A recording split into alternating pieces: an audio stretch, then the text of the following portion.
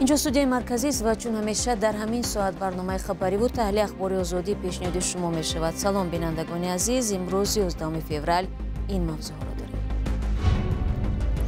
وزیر کارهای خارجه تاجیکستان میگوید مرز با قرقیزستان مشخص است ولی روا میان اسفاره و واروخ نهایی نشده است. یک قطار چیزهای ابیکت‌های آبی هم تا حاضر گویم که زیر بررسی گروه‌های کاری است. مقامدار تاجیک گفت قانونگذاری شدید روسیه باعث افزایش بازگشت مهاجران از این کشور شده است. تعداد اون مهاجرانی که به وطن برگشتند خیلی نسبت به سال 23 زیاد شده است. و رهبر گروه 24 مخالفی حکومت پیشنهاد کرده است که در تاجیکستان ساخت دولتداری پرزیدنتی برهم داده شده جای آن را جمهوری پارلمانی بگیرد. وزیر کارهای خارجه تاجیکستان جریان داشتن مذاکرات تاجیکستان و ترکیه برای بیکار کردن نظام روادید بین دو کشور را تصدیق کرد. سیروجدین موحدین در این باره روز 11 فوریه در نشست خبری ابراز داشت، اما تاریخ دقیق بیکار شدن نظام روادید را که از ماه اپریل سال گذشته جاری شده است ذکر نکرد. او همچنین نگفت که اقدام بیکار کردن روادید تشبث کدام طرف می باشد.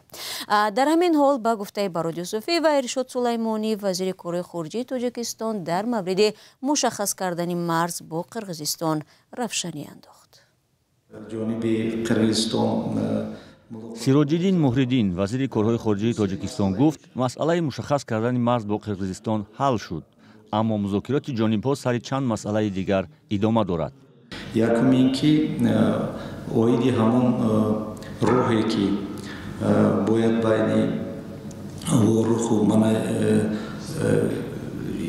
اسفاره ساخته شود، در اونجا چند مسئله هایی گویم که تکنیکی مانده است که باید گروه های کاری ما را خلاصه براری کنند. غیر از این یک قطار چیزهای ابیکت های آبی هم تا حاضر گویم که زیر بررسی گروه های کاری است و خلاصه گروه های کاری طریق امضا کردن پروتکل ها حالی خاتمه نیافته است. کمیسیای بین حکومتی تعیین و علامتگذاری تاجیکستان و قرقیزستان 4 دکبر سال 2024 از پایان یافتن کار خود و به توافق رسیدن خبر دادند. صادر جباروف رئیس جمهور قرقیزستان در پایان ماه ینور در صحبتش گفت که جانبها هنگام نشانه‌گذاری سرحد احتمال بعضی از شهروندان خود را می‌کوچانند، اما تا امروز هر دو طرف جزئیات و زمان به امضا رسیدن سند نهایی را آشکار نکردند. کی امضا شدن این احنامه من فکر میکنم که پیش از تمام کردن همین مذاکرات ما واضح گفتن نمیتونیم. امضا کردن با امضا رسوندن همه احنامه وابسته است از همین چیزی که مسائلی که مانده است، مسائل تکنیکی که گروه کاری واضح اونا رو بررسی دارن. این یک. دوم، وقتی که اینا ما رو به خاتمه میرسونن با اوجا پروسیدوروی رسمیات داخلی دولتی را در دو جانب باید این حجت اساسی یعنی احنامه گذراننده شود. همه دوره‌های گفت‌وشنود توپوگراف‌ها و هیئت‌های دولتی پس درهای بسته جریان گرفته هیچ گونه تفصیلات درباره منطقه‌های بحثناک رسانه‌ای نشده است. طرف‌ها درباره آن که خط نوی مرز کدام قلمروها را به کدام کشور واگذار می‌کند نیز جزئیات ندادند. تاجیکستان و قرقیزستان تقریباً 1000 کیلومتر مرز دارد. نامعینی در سرحد در سالهای 2021 و 2022 سبب مناقشه خونین شد و از هر دو جانب ده‌ها کشته و زخمی بر جای گذاشت. ضمناً سیروجدین موحدین در نشست با روزنامه نگاران همزمان به موضوع مهاجرت داخل کرده گفته است که 2 روز بعد با سفر رسمی به روسیه می رود و مشکلات روایی شهروندان تاجیکستان به این کشور را با همتای روسش مطرح می کند. وزیر افزوده است که تا حالا در فرودگاه تفتیش‌های طولانی و به حدود روسیه اجازه ندادن شهروندان از جمله دانشجویان دیده می شود. در این بین امروز در نشست مطبوعاتی وزارت مهنت و مهاجرت تاجیکستان از به وطن بازگشتن صدها هزار مهاجران تاجیک در سال گذشته اطلاع دادند. جزئیات موضوع در گزارشی همکارانم علیشیر ظریفی و شهلای عبدالله.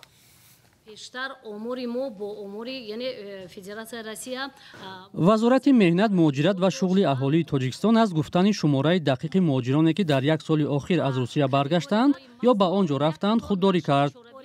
دلیل این بود که به قول وزیر این شماره ها از نگاه روسیه و تاجیکستان دخیلند، اما گفته شد که شماره مهاجران بازگشته افزایش یافته است. و وابسته با اون یعنی قانون‌هایی که قبول گردیدن، قانون‌های فدرالی، یعنی تعداد اون مهاجرانی که به وطن برگشتند خیلی نسبت به سال 23 زیاد شده است. البته گروه کاری که به فدراسیای روسیه سفر کردند و گروه کاری بین اداروی وابسته به آمد و رفت مهاجران را مورد بررسی قرار دادند. در این سمت البته پیشتر امور ما با امور یعنی فدراسیای روسیه بعضی دخورگی ها داشت و مطابقت نمیکرد. او گفت بعداً امور را پیشنهاد خواهد کرد که برای دو کشور یخیل باشد. اما پایفشاری خبرنگاران سبب گشت تا گفته شود که در 9 ماه سال گذشته بیش از 600,000 شهروند تاجیکستان از خارج به کشور برگشتند، ولی نه وزیر و نه زیردستانش نگفتند که چه تعداد از آنها اخراج شده، چقدر اختیاری بازگشتند.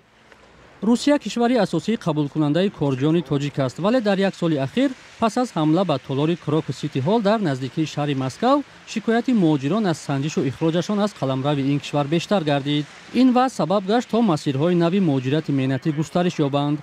اکنون تاجیکستان تلاش دارد کارجویان را به کشورهای مثل کره جنوبی، ژاپنیا، کویت، بریتانیا، بلژیا، لهستان و آلمان و سینگاپور فرستد. شورت لطیفوف کارشناس امور مهاجرت میگوید که باز شدن راه کارجویان تاجیک به دیگر کشورها وقت تاثیر خواهد داشت که یک سلسله کمبودها اصلاح شوند. برای تنظیم نمودن مهاجرت اول اینکه باید همین رفرم در ساحه معارف، کارگر از مکتب، از دانشگاه، از آموزشگاه کسبی تکنیکی کارگران لازم است که ما متخصص تیار کنیم. دوم آموختن بازار مهنت. من حاضر خوندم اینجا به گفتن که ما همه قدر آدم به چند کسب ها آموزانیم. اون کسب هایی که گفته جست این کسب هایی که استانداردی است. بسیارش گویم در بازار مهنت داخلی خودمونم اونقدر گویم طلبات ندارد و استاندارد. مثال میگم دوزندگی، سری قدر دوزندگی است. یعنی کسب هایی که کنکورنس کردن نمیتونه. هرچند وزارت مهنت و مهاجرت از تشکیل بیش از 240,000 جای نوی کاری در کشور خبر داد، واقعیت این است که همساله صدها هزار شهروند تاجیکستان از پی درآمدی بهتر به روسیه می روند. رو می‌ریم به موضوع دیگر. رئیس شرکت برق تاجیک تصدیق نمود که پیشنهاد بالا بردن نرخ نیروی برق در بررسی حکومت قرار دارد. چند روز پیش نمایندگان خدمات ضد انحصاری تاجیکستان هم گفته بودند که احتمال امسال نرخ استفاده نیروی برق در کشور بالا می‌رود. محمد عمر اسدزاده رئیس شرکت برق تاجیک روز 11 فوریه ضمن نشست خبری با پرسش‌های با تکراری رادیو آزادی درباره از کی و چقدر گران شدن قیمت برق پاسخ دقیق نداد و تنها گفت که این امر در صلاحیت حکومت میباشد. از این پیش سفرعلی قربانزاده معاون اول رئیس خدمات ضد انحصاری تاجیکستان گفته بود که پیشنهاد برای بالا بردن ارزش برق به حکومت ارسال شده است. شما برنامه خبری رادیو آزادی را تماشا دارید. رهبری حرکت سیاسی گروه 24 که با قرار دادگاه عالی تاجیکستان سازمان اکستریمیستی اعتراف شده فعالیت آن در قلمرو تاجیکستان منع می باشد، پیشنهاد کرده است که در این کشور ساخت پرزیدنتی رهبری به ساخت پارلمانی تغییر داده شود. ضمن بازدید از شهر پراگ دلشاد شریپوف با همکارمان اسکندر خواجه میرزاده هم صحبت شده درباره نقشه های این تنظیم تفصیلات داد. همچون رهبری نوی گروه 24 کار را از چی سر کردید و چی برنامه ها در پیش گذاشته اید؟ بعد محاکمه ها، بعد نظرسنجی ها، بعد آموزش ها ما با قرار آمدیم که کشور ما بهترین ساختار پارلمانی می شود و ما می خواهیم که در آینده کشور یک کشور پارلمانی باشد. سردار کشور نه پرزیدنت و باید که ساختار پرزیدنتی عوض کرده شود و اون شاخه‌های دولتداری که است چی اجرایی قانونگذار و شاخه سودی باید که همون جاری کرده شود و در کشور باید که یک حکومت مراسای ملی فعالیت ببرد. به زودی در تاجیکستان تقریبا 3 هفته پس در تاجیکستان انتخابات پارلمانتی برگزار می شود. آیا شما در این معرکه سیاسی به یگان شکل اشتراک میکنید؟ یگان نیروی سیاسی را پشتیبانی میکنید؟ یگان نامزدی دارید؟ یا موقع شما چگونه است؟ از روی تجربه از زمانی که این رژیم امروزه سر قدرت آمده است تا امروزه یگان سازمان با نفوذ جهانی از قبیل صحه و دیگر نفرایی که اشتراک میکردن در انتخابات ها یگان وقت شفاف و دموکراتی قبول شدگی نبود. چی انتخابات پرزیدنتی باشد چی پارلمانی و اون چند حزب کیسگی که هستند در کشور ما اونا هیچ نه رقابتی میکنن و یک ساختکاری است. و خب پایه‌گذار گروه 24 عمرعلی قوتوف در استانبول به قتل رسید. رهبری بعدی سازمان سهراب ظفر در خارج تاجیکستان دستگیر شد و طبق گزارش‌هایی که داریم به تاجیکستان انتقال داده شد و در آنجا به مدتی طولانی از آزادی محروم شد.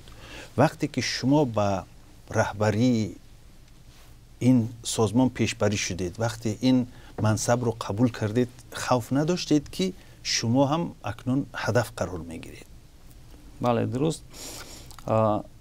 با هدف نه فقط رهبری گروه هست، حتی هر یک اعضای قطاری هم در همین حالت است. در کدام حالتی که امروز رهبری گروه است، فقط مسئولیت من بیشتر است و این را دیده و دونسته و ما در یک مرحله قرار داشتیم و قرار داریم که از یک طرف فشار، از طرف دیگر چقدر که شما قید کردین رهبر حرکت ناپدید شد، نماینده حرکت در ترکیه ناپدید شد، چندین نفرای ما را حتی اعضای حرکت از خود همین اروپا با تاجیکستان انتقال دادند که طولانی با زندانی شدند. هست بله فشار هم هست، اما این را ما انتخاب کردیم، از این راه بر نمیگردیم، نگاه نکرده با چی فشاری باشه، تهدیدی باشه. شخصا من پدری من 83 سال است، چند سال است که ما صحبت نکردیم، حتی نمیگذارن که صحبت کنیم. مادر ما در بستر بیماری است و چند مجبور کردن که مادر من از من دست بکشه. بینندگان عزیز، مصاحبه با رهبر سازمان سیاسی گروه 24 در شکل کامل در سامانه رادیو آزادی و همین گونه صفحه های ما در شبکه‌های اجتماعی نشر می شود و شما را به تماشای آن دعوت میکنیم. ای هموطنی عزیزتر از جان، ای یوسف امروزی کنعان، بیرون ز وطن چه حال دارید؟ بیا و از روزگارت ما را آشنا کن. بینندگان عزیز، اگر شما دور از تاجیکستانید و از نازکی‌های مهاجرت آگاه هستید و میخواهید دیگران نیز بدانند، پس این برنامه برای شماست. روزگار مهاجر، مطابق شوی به محیط نو، قصه های انسانی و سبق های حیاتی. در شهر نگینسک ولایت مسکو ماموران امنیتی گروهی از مهاجران را برای تشکیل تنفروشی بازداشت کردند. سرایسیتی وزارت کارهای داخلی در این ولایت گفت که تجارت غیرقانونی را زادگان یکی از کشورهای آسیای مرکزی به راه ماندند. بنا به اطلاع پلیس، مهاجر زن 56 ساله همراه پسر و کلینش زنان هموطنش را برای کار به روسیه دعوت کرده، سپس آنها را به تنفروشی مجبور می‌کردند. برای این مشغولیت منزلی را هم به اجاره گرفتند. تشکیل کنندگان را بازداشت و نسبتشان پرونده جنایتی باز کردند. در نسبت 6 جوان دختری که به تنفروشی جلب شده بودند برای این عمل و ویران کردن ترتیبات بود باش پروتکل‌های مأموری ترتیب دادند. و یک خبر دیگر، ایالات متحده آمریکا در مسئله کار شرکت‌های روسی در تاجیکستان که زیر تحریم هستند به حکومت تاجیکستان مراجعت کرده است. در این باره سلطان رحیم‌زاده رئیس کمیته دولتی سرمایه‌گذاری روز 11 فوریه در نشست مطبوعاتی خبر داد و تفصیلاتش را می‌توانید از وبسایت ما پیدا کنید. دوستان عزیز، برنامه در اینجا به انجام میرسد. تشکر که چون همیشه ما را شما همراهی میکنید. خبر گزارش از این بیشتر را در سامانه ما پیدا کنید. فردا شما از آن را در برنامه ها منتظر خواهیم بود. خود را احتیاط کنید و خدا نگهدار.